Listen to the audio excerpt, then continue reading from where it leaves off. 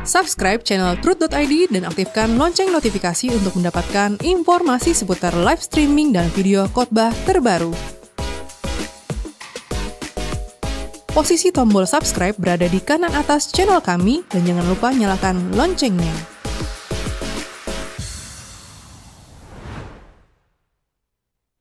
Shalom wanita surgawi, apa kabar? Bisa kita lewati ya ibu-ibu. Nah, pada kesempatan siang ini kita mau belajar lagi seorang tokoh wanita yang juga namanya tercatat dalam Alkitab. Seorang wanita yang dipakai oleh Tuhan secara unik dan khusus. Nah, namun sebelum kita membahasnya lebih lanjut, yuk kita berdoa. Bapak, terima kasih Engkau pertemukan kembali untuk kami belajar mengenai firman-Mu. Belajar keteladanan dari seorang wanita yang Tuhan pakai secara unik dan khusus. Kami juga yakin bahwa Tuhan akan pakai kami masing-masing lewat situasi dan posisi kami masing-masing. Terima kasih Bapa, bekali kami dengan kebenaran firman-Mu yang kami sambut dalam nama Tuhan Yesus Kristus. Amin. Ibu-ibu, sadarkah ibu-ibu bahwa setiap kita itu diciptakan secara unik, secara khusus. Tidak ada seorang pun di antara kita yang sama. Sekalipun mungkin di antara ibu-ibu ada yang memiliki kembaran, ya. Ada saudara kembar, bukan kakak adik tapi kembar gitu. Walaupun dari satu sel telur yang sama yang dikatakan kembar identik, tetap ada perbedaan. Paling tidak setiap kita memiliki lingkaran ini, cap jempol ini yang beda-beda ya. Begitu luar biasanya Tuhan. Itu menunjukkan bahwa setiap kita memang diciptakan Tuhan secara unik, secara spesial. Nah, lewat kekhususan dan kespesialan kita, lewat keunikan kita masing-masing, Tuhan bisa pakai kita. Dan Tuhan mau untuk pakai kita. Nah, seperti yang tadi saya katakan, kita mau belajar tentang seorang tokoh wanita yang namanya tertulis di Perjanjian Baru. Namanya Tabita. Ya, dalam bahasa Aram namanya Tabita. Tapi kalau dalam bahasa Yunani, ia disebut sebagai Dorcas. Yang berarti rusa. Nama ini berarti rusa. Ia seorang murid perempuan yang melakukan pekerjaan yang luar biasa bagi komunitasnya pada saat itu. Tabita atau Dorcas tinggal di kota Yope. Dia dikenal sebagai seorang perempuan yang Alkitab katakan banyak sekali berbuat baik dan memberi sedekah. Ditulis dalam Kisah Rasul 9 ayat 36.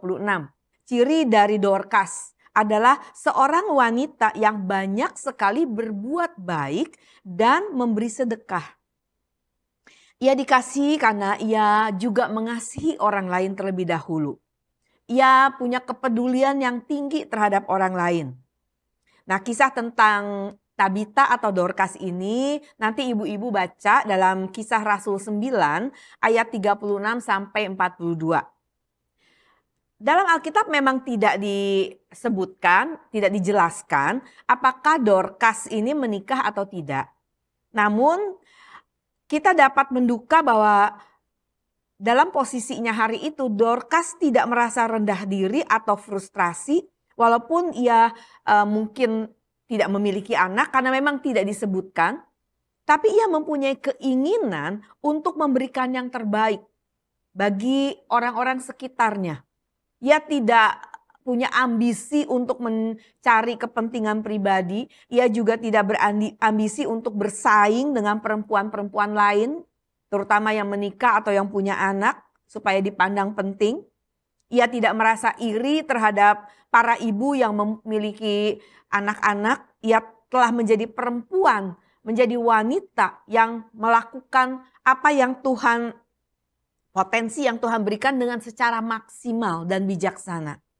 Nah, ibu-ibu, di kota Yope itu banyak janda yang kehilangan suaminya karena pekerjaan sebagai nelayan membuat perahu mereka karam. ya, karena badai atau tenggelam atau perahunya rusak atau bocor. Itu menyebabkan banyak janda yang ada di kota Yope saat itu. Nah, para janda ini tidak memiliki pekerjaan. Karena pada zaman itu memang kebanyakan ibu-ibu itu memang sebagai ibu rumah tangga. Maka untuk mempertahankan hidupnya, dia tidak punya jaminan sosial, dia tidak punya orang yang bisa mendukung kelangsungan hidupnya, apalagi juga untuk anak-anaknya. Nah, sebagai murid Tuhan Yesus, Dorcas tahu apa yang harus dia lakukan. Satu hal yang dia yakin bahwa ini menyenangkan hati Tuhan, yaitu dia memelihara kelompok janda-janda ini untuk dia perhatikan secara istimewa. Oleh karena itu dia tidak melakukan pekerjaannya dengan setengah hati atau secara terpaksa atau karena ingin satu pujian. Bukan, dia melakukannya dengan tujuan yang pasti. Dan dia tahu ini karena dia mau membalas kasih Allah dalam hidupnya. Ketika Yesus masuk sebagai Tuhan, sebagai juru selamat dalam hatinya, dalam hidupnya, Dorcas menjadi seorang yang bebas, yang merdeka, dan ia bekerja dengan maksimal karena dia juga sudah mengalami kasih Tuhan yang melimpah dalam hidupnya. Nah, pada satu saat Tabita atau Dorcas ini sakit. Dan sakitnya cukup parah sehingga ia meninggal. Setelah dimandikan tubuhnya, mayatnya dibaringkan di ruang atas. Pada saat itu Simon Petrus, salah satu murid Tuhan Yesus, sedang berada di kota Lida. Ketika mendengar Petrus juga melakukan penyembuhan terhadap seseorang di kota Lida, terhadap Eneas, seorang yang sakit lumpuh, maka orang-orang menyuruh untuk memanggil Petrus dari kota Yope ini, menghampiri Petrus, mendatangi Petrus dan meminta untuk datang ke rumah atau ke tempat di mana Dorcas ini disemayamkan. Segeralah datang ke tempat kami, tolonglah Pak Petrus gitu ya. Nah, maka Petrus dan orang-orang yang bersama dengan dia cepat-cepat pergi ke rumah Dorcas ini. Setelah sampai di sana, ia dibawa ke ruang atas di mana disemayamkan dan banyak janda saat itu sedang berdiri di dekatnya sambil menangis. Mereka menunjukkan kepadanya semua baju dan pakaian yang dibuat oleh Tabita atau Dorcas ini selama ia hidup. Jadi rupanya Dorcas ini adalah penjahit. Ya, dia membuatkan baju, pakaian dan segala keperluan untuk para ibu-ibu janda ini. Nah, ketika Petrus sampai di atas ini, Petrus menyuruh mereka semua keluar. Lalu ia berlutut dan berdoa. Dan Petrus berpaling kepada tubuh Dorcas atau Tabita ini. Dan Petrus mengatakan, Tabita bangkitlah. Lalu Tabita membuka matanya. Dan ketika melihat Petrus, ia lalu bangun dan duduk. Nah, Petrus memegangnya lalu membantunya dia untuk berdiri. Setelah Tabita dihidupkan kembali, Petrus memanggil para janda itu, memanggil orang-orang kudus dan para janda itu untuk menunjukkan kepada mereka bahwa Tabita atau Dorcas ini hidup kembali. Ini peristiwa yang sangat besar, yang tentu menjadi satu peristiwa yang tersebar di seluruh kota Yope. Dan lewat peristiwa itu banyak orang menjadi percaya kepada Tuhan. Nah, sebagai catatan ya ibu-ibu, dalam Alkitab kalau kita perhatikan dalam Alkitab tercatat ada 7 orang yang dibangkitkan dari kematian. Dan Dorcas adalah satu-satunya perempuan dewasa yang dibangkitkan di antara ke-7 nama itu. Dorcas atau Tabita. Ya. Nah, Tabita atau Dorcas ini sesungguhnya bukan seorang pribadi yang menonjol atau yang sangat terkenal karena memiliki segudang prestasi atau mempunyai kekayaan yang luar biasa atau punya satu keistimewaan tertentu. Bukan. Ia juga bukan keturunan raja, ia bukan siapa-siapa. Yang jelas dia adalah murid Tuhan Yesus. Dan seperti tadi kita baca, dia banyak melakukan kebaikan.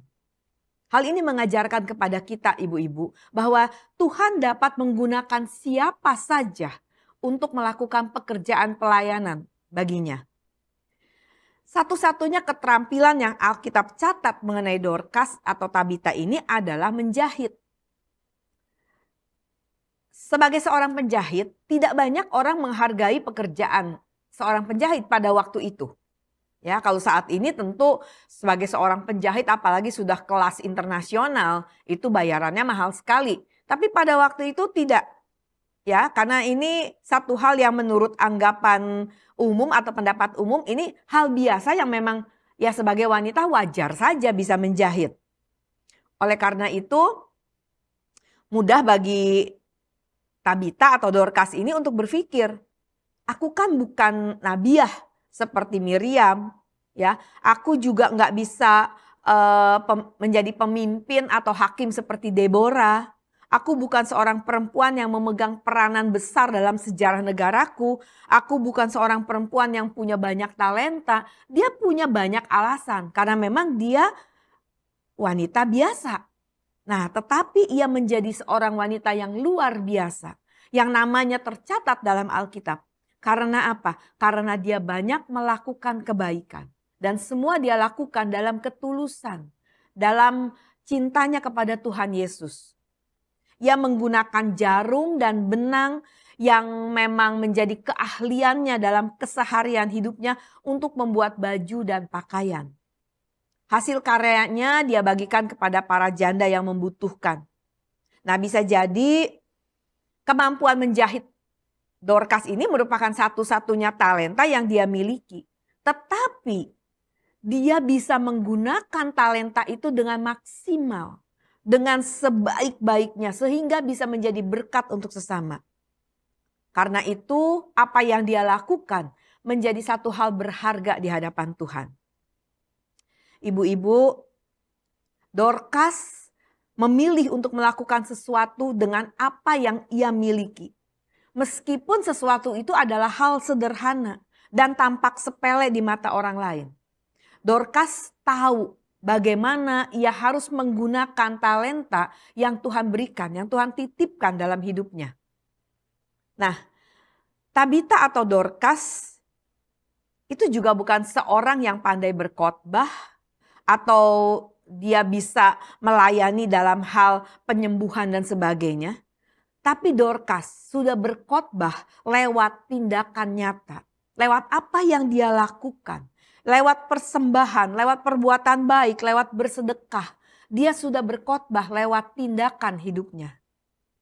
Tidak semua orang di antara ibu-ibu bisa berkhotbah atau bisa mengajar. Ya, tapi sekali lagi kita lihat contoh hidup, contoh keteladanan Dorcas. Dorcas sangat sadar bahwa Tuhan tidak menuntut apa yang tidak kita punya.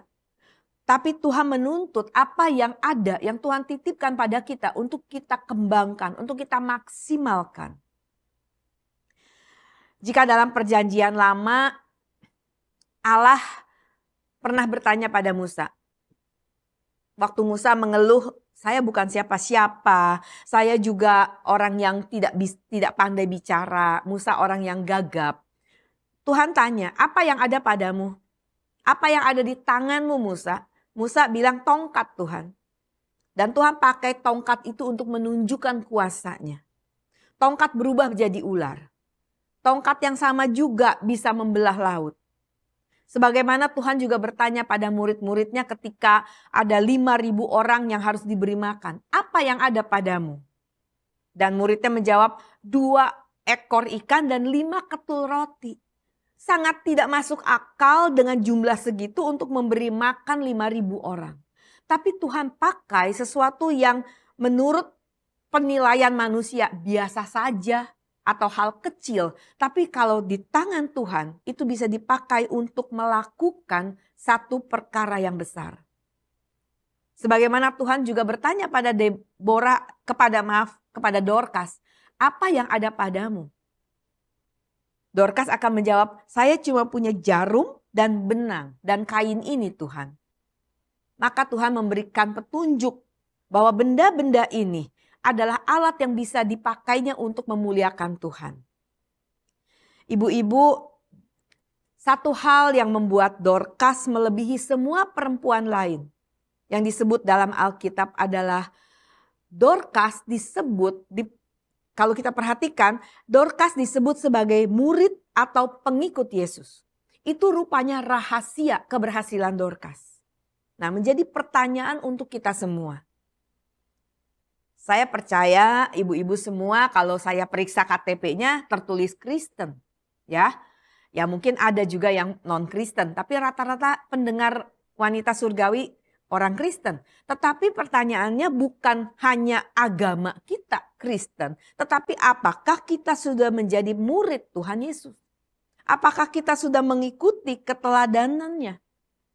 Jangan puas hanya menjadi seorang Kristen. Tetapi yang lebih penting lagi, apakah kita sudah mewujudkan iman kita, iman percaya kita ini dalam bentuk pelayanan yang nyata.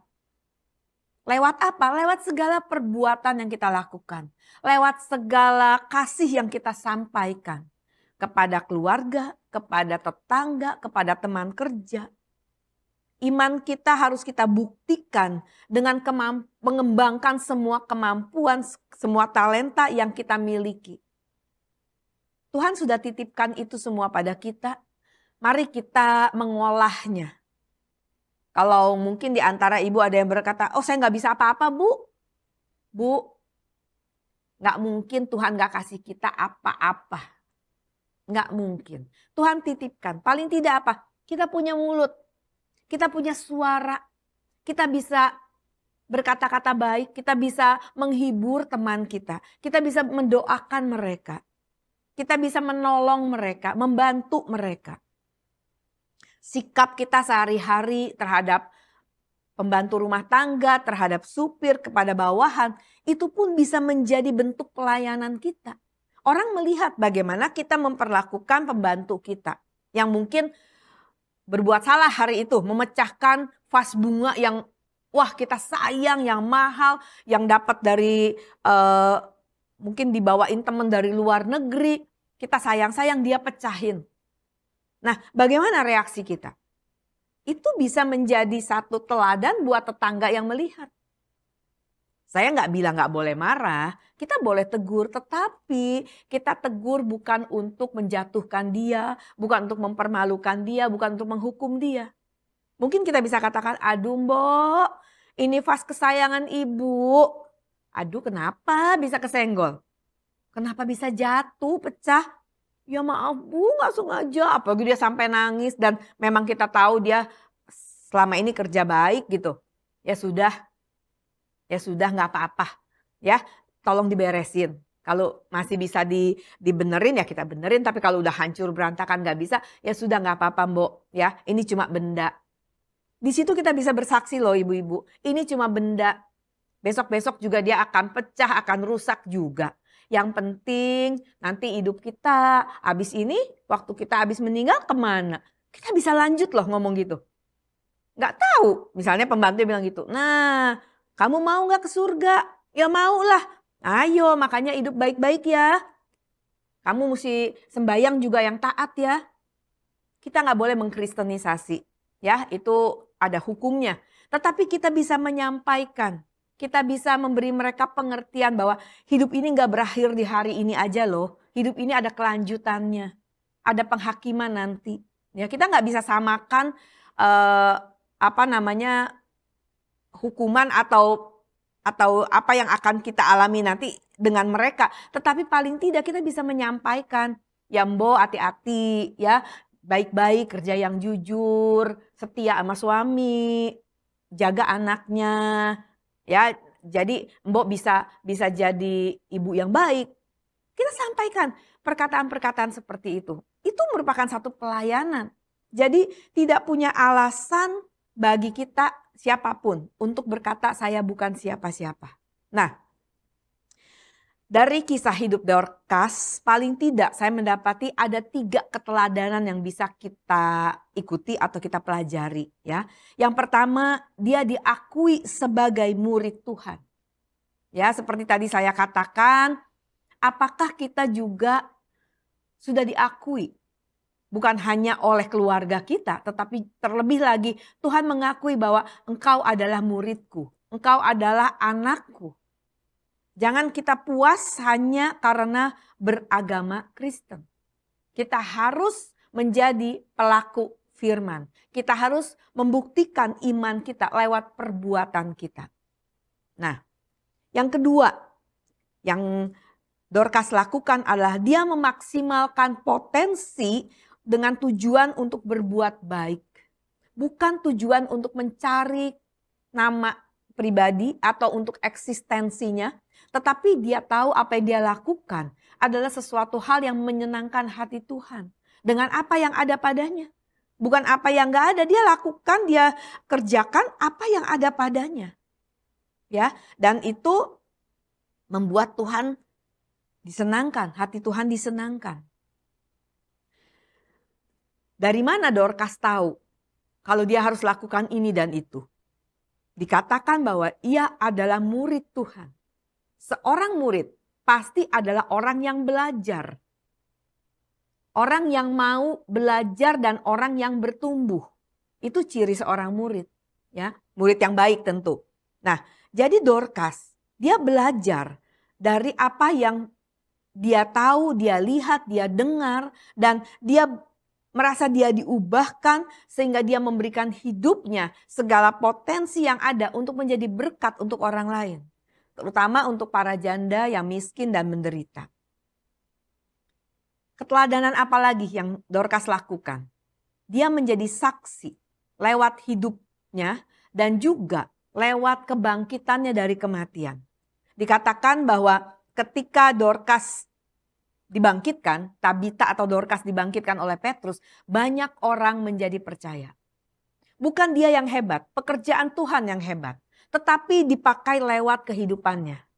Hidup kita itu bisa dipakai Tuhan, dan Tuhan mau pakai hidup kita untuk menjadi berkat buat orang lain demi kemuliaan namanya, bukan karena kita. Kualitas hidup kita tidak ditentukan oleh lamanya kita hidup, tetapi ditentukan oleh dalamnya kita hidup.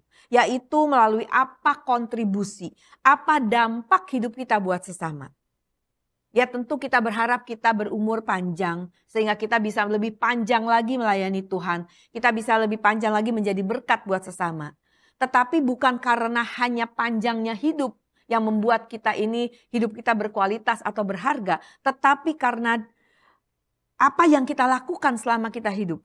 Bagaimana kita menjadi berkat bagi orang lain. Nah, pertanyaan untuk kita semua ibu-ibu. Apakah hidup kita sudah menjadi berkat buat sesama kita? Kematian dan kebangkitan Dorcas menyatakan kemuliaan Allah. Dan dikatakan di situ bahwa ini tersebar di seluruh kota Yope dan banyak orang jadi percaya kepada Tuhan. Ibu-ibu, sebagai penutup saya mau mengajak kita semua bersama-sama membaca Filipi 4 ayatnya yang kelima. Filipi 4 ayat yang kelima dikatakan gini. Hendaklah kebaikan hatimu diketahui semua orang. Tuhan sudah dekat. Sekali lagi. Hendaklah kebaikan hatimu diketahui semua orang. Tuhan sudah dekat. Kebaikan yang kita tabur bukan untuk kesombongan diri. Namun lewat semua kebaikan itu, nama Tuhan dipermuliakan. Jangan cari kemuliaan dari manusia, tapi carilah perkenanan Allah. Dan pada saatnya kita akan dimuliakan bersama-sama dengan Dia. Amin. Mari kita berdoa. Bapa, kiranya lewat hidup kami, lewat apa yang kami lakukan dalam keseharian kami sungguh bisa menjadi berkat, menjadi teladan untuk sesama. Terima kasih Bapa untuk kesempatan kami bisa menjadi murid-Mu. Kami mau terus belajar agar dalam segala hal kami menyenangkan hati-Mu. Berkati semua ibu, semua pendengar program ini, Tuhan menjadi jawaban dalam hidup mereka. Dan kami percaya Tuhan menyertai kami semua sampai pada kesudahan alam. Terima kasih Bapa, kami mengucap syukur dalam nama Tuhan Yesus Kristus. Amin. Terima kasih, Tuhan Yesus memberkati.